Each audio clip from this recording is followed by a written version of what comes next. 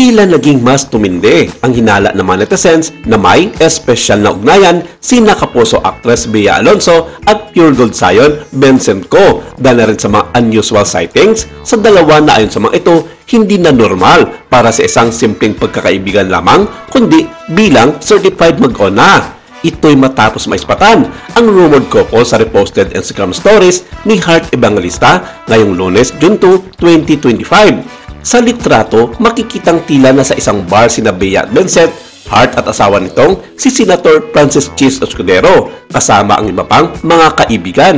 Ngunit ang nakatawag pansin sa maraming netizens ay ang pagiging sweet ni Bea at Vincent sa nasabing larawan. Makikita si Vincent na nakayapos kay Bea na nasa kanyang harapan. Kapansin-pansin din ang kamay ni Bea na nakahawak sa braso ni Vincent habang nakasandal ang aktres sa kanya.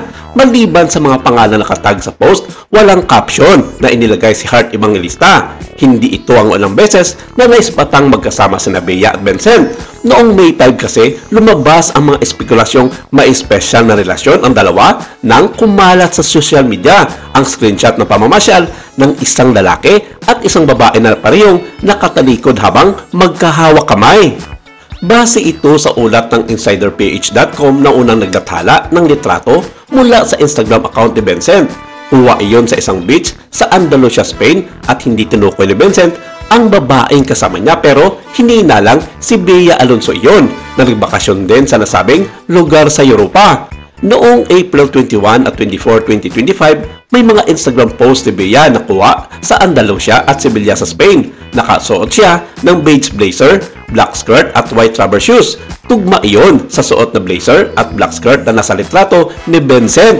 Pati ang haba ng buhok ni Bea at buhok na nasa litrato ni Vincent ay parehong-pareho rin. Nasundan pa ito noong May 10 nang maaktuhan naman sina Bea at Vincent na magkasama sa Bangkok sa Thailand. Kasalukuyang nasa Suvarnabhumi Airport, pauwi ng Pilipinas, ang dalawa nang makunan sila ng litrato. Pagkarating sa Pilipinas, naispatan muli sina Bea at Vincent na nagdi-dinner sa isang restaurant sa Bonifacio Global City sa Taguig.